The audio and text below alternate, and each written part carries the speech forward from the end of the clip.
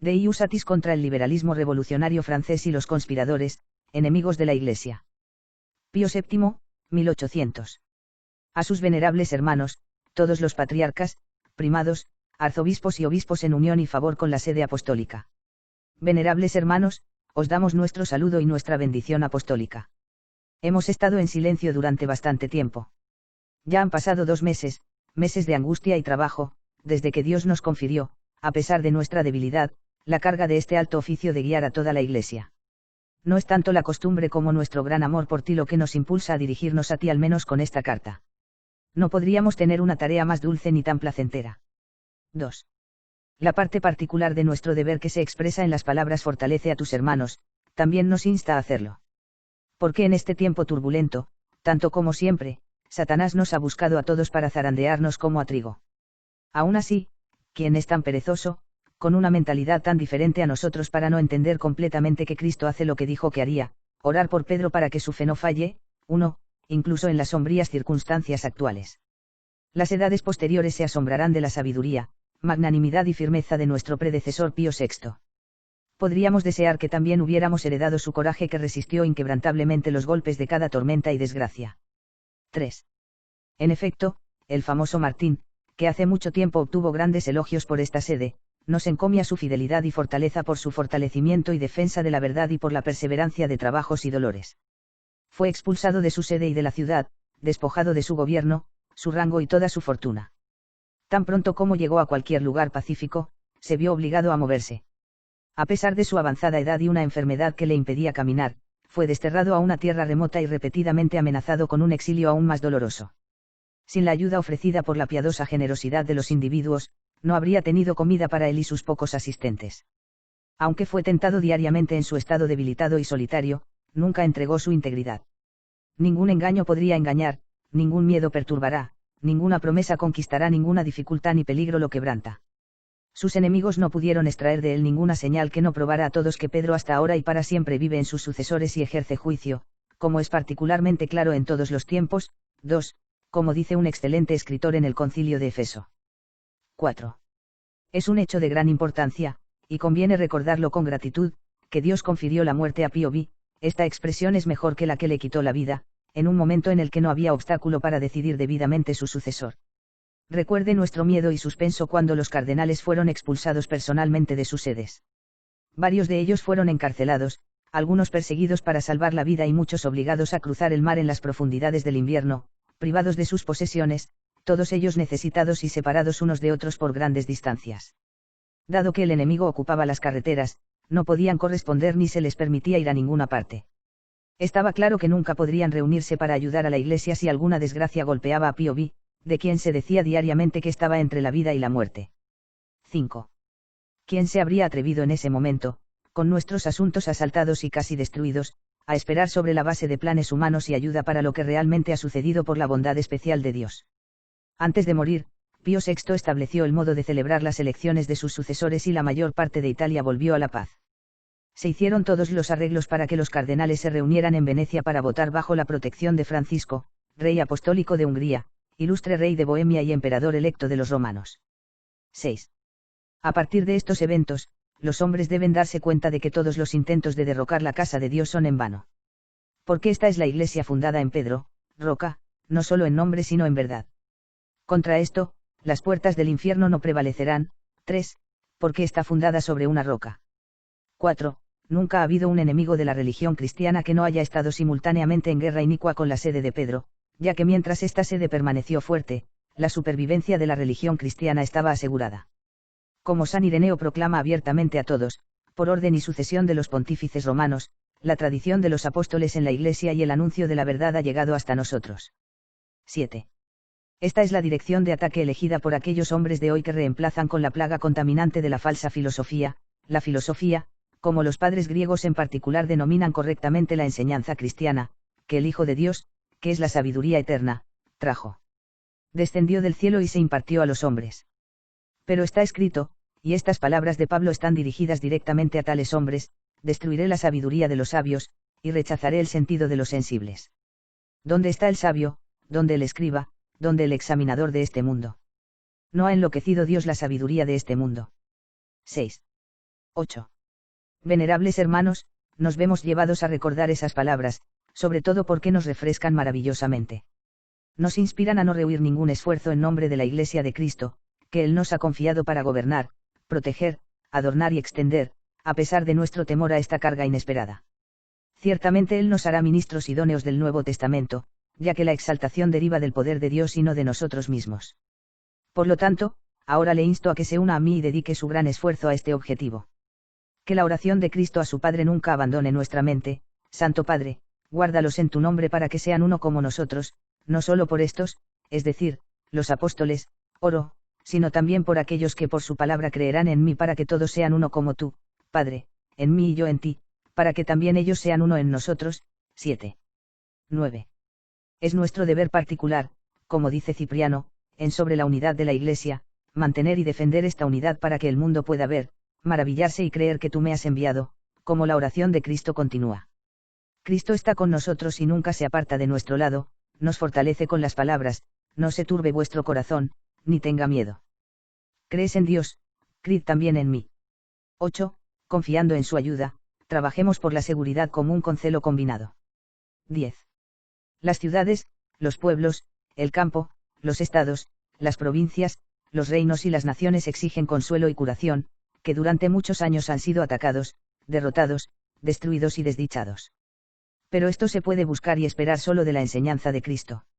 Ahora podemos, con mayor confianza, reprender a los que piensan de otra manera con las palabras de San Agustín: que nos den un ejército compuesto de soldados como lo exige la enseñanza de Cristo, tales provinciales, tales veteranos, tales esposas, tales padres, tales los niños, los amos, los sirvientes, los reyes, los jueces y, finalmente, los hombres que pagan deudas con el tesoro público y con los funcionarios fiscales que prescribe la enseñanza cristiana.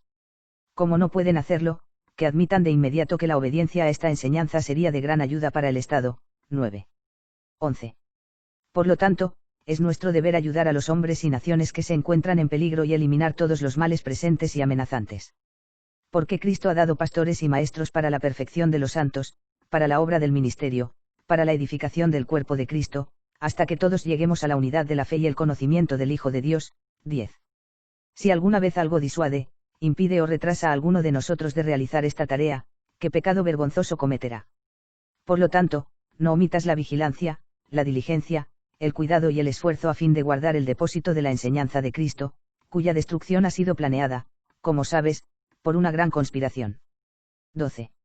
No admitas a nadie en el clero, no confíes a nadie el ministerio de los misterios de Dios, no permitas que nadie escuche confesiones o predique sermones, no transfieras ninguna administración u oficio a nadie, antes de pesar, examinar y pon a prueba su espíritu para ver si son de Dios. 13. Ojalá no hubiéramos aprendido por experiencia cuántos falsos apóstoles ha engendrado la era actual. Estos son obreros engañosos que se disfrazan de apóstoles de Cristo. A menos que estemos en guardia, destruirán el entendimiento de los fieles como la serpiente sedujo a Eva con su astucia, y caerán de la sencillez que es en Cristo. 11. Mientras que tú debes cuidar de todo el rebaño que el Espíritu Santo te ha puesto como obispo, la vigilancia, el anhelo y el esfuerzo de tu amor y benevolencia paternal es exigido en particular por los niños y jóvenes. Cristo, mediante el ejemplo y la declaración, nos las ha confiado especialmente. 12. Y los enemigos de la propiedad privada y los estados que se esfuerzan por confundir todas las leyes, divinas y humanas, esperan llevar a cabo sus malvados planes principalmente corrompiendo sus mentes jóvenes. Porque saben que las crías son como cera blanda y pueden ser fácilmente dibujadas en cualquier dirección, dobladas y moldeadas, y que retienen firmemente una forma una vez que la han recibido y se ha endurecido con el paso de los años, entonces rechazarán una forma diferente. De ahí el desgastado proverbio de las Escrituras: el joven no se apartará de su camino, aun cuando haya envejecido. 13. 14. No permitas que los hijos de este mundo sean más sabios en su generación que los hijos de la luz. Investigar detenidamente a los directores encargados de niños y jóvenes en seminarios y colegios, y los cursos que deben seguir, los maestros elegidos para las escuelas secundarias y las escuelas que se van a administrar.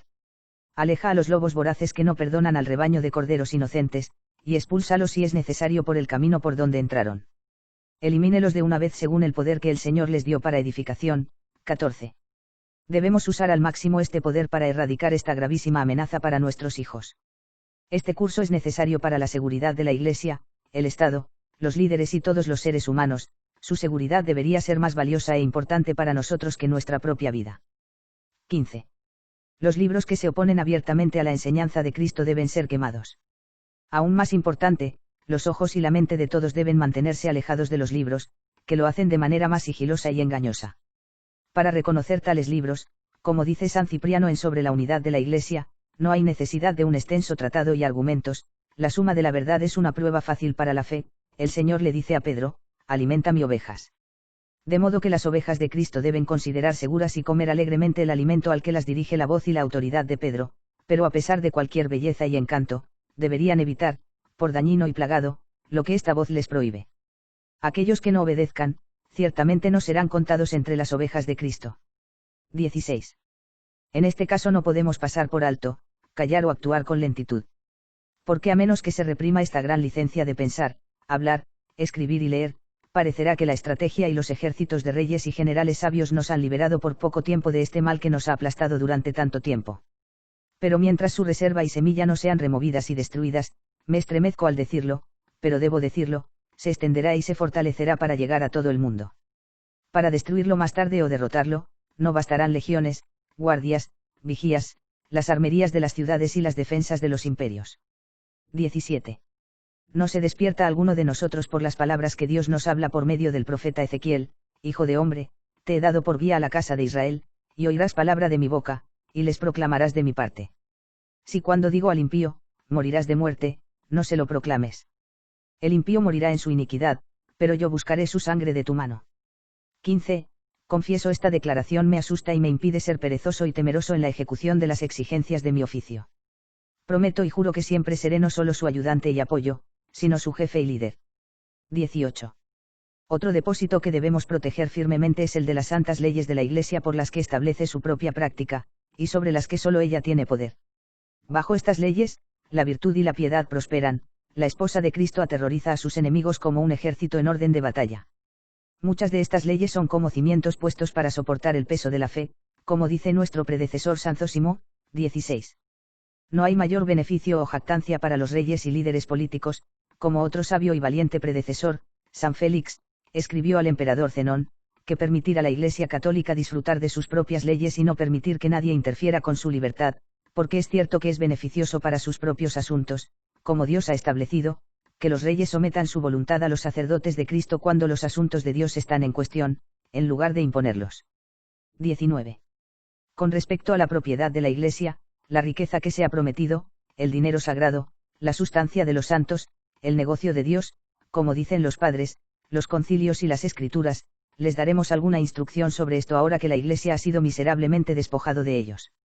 Solo esto, dedicar tus esfuerzos para que todos se den cuenta de la verdad de la breve declaración del sínodo de Aquisgrán hace mucho tiempo. Quien quita o tiene la intención de quitar lo que otros fieles han dado de la herencia de sus posesiones para el cuidado de sus almas, el honor de Dios, la belleza de su Iglesia y el uso de sus ministros, ciertamente vuelve los dones de los demás en peligro para su propia alma. 17. No por un afán de retener lo que tenemos o por el bien del beneficio mundano, sino por la reflexión sobre el juicio divino, estamos movidos a reiterar el mandamiento de ser mayordomos fieles y sabios. 18. De hecho, podemos afirmar esto con razón a todos, no menos fuertemente que nuestro predecesor San Agapito. Reyes y príncipes cristianos que con razón sostienen y se jactan de que son guardianes, 19, de la Iglesia, como dijo Isaías, no se apartarán de ningún lugar ante nuestras oraciones, exhortaciones, advertencias o acciones. Pero ciertamente su fe, piedad, justicia, sabiduría y religión nos han dado una gran esperanza de que se asegurarán inmediatamente de que Dios reciba a los suyos y de que no dejarán que sus oídos resuenen con las quejas de Dios. Has tomado mi plata y mi oro y mis cosas hermosas y deseables. 20. Constantino el Grande y Carlomagno eran como estos reyes, y su noble generosidad y justicia estaban dirigidas principalmente a la Iglesia. El primero afirmó que había conocido muchos reinos cuyos reyes habían perecido porque habían despojado a la Iglesia. Por eso ordenó e instó a sus hijos y sus sucesores al frente del Estado: les prohibimos en la medida de nuestro poder por Dios y todos los méritos de sus santos hacer tales actos o estar de acuerdo con aquellos que deseen hacer ellos. Pero sean ayudantes y defensores de las iglesias y del servicio de Dios en la medida de lo posible. 21. 20. No puedo ocultarles al final de esta carta, venerables hermanos, dado que mi dolor es grande y el dolor de mi corazón incesante, mis sentimientos por mis hijos, los pueblos de Francia y otros pueblos todavía hierven de misma locura. Nada sería más deseable para mí que dar mi vida por ellos si su seguridad pudiera lograrse con mi muerte. No negamos, más bien proclamamos, que la amargura de nuestro dolor se ve muy disminuida por el propósito invencible que varios de ustedes han desplegado. Recordamos esto a diario. Hombres de todo tipo, edad y rango han seguido este ejemplo. Lo hacen, prefiriendo sufrir insultos, peligros, pérdidas y sanciones, y enfrentarse a la muerte misma. Consideran esto más noble que ser contaminado por la mancha de un sacramento ilícito y perverso, cometiendo pecado y desobedeciendo los decretos de la sede apostólica. De hecho, la valentía de la antigüedad se ha renovado nada menos que la crueldad. 21. Pero cada pueblo está abrazado por mi amor paternal, pensamientos y preocupaciones. Lamentamos y sufrimos mucho si alguno se separa de la verdad, y deseamos ayudarlo. Únase a nosotros, entonces, en nuestras oraciones para que después de esta perturbación prolongada, la Iglesia tenga paz para edificarse mientras camina en el temor del Señor y en la consolación del Espíritu Santo. Que nada impida que todos los pueblos se conviertan en un solo rebaño con un solo pastor. 22. Mientras tanto, te impartimos de buen grado la bendición apostólica a ti en tu valentía y preparación, y al rebaño que gobiernas. Dado en Venecia, en el monasterio de San Giorgio Maggiore, el 15 de mayo de 1800 del primer año de nuestro pontificado.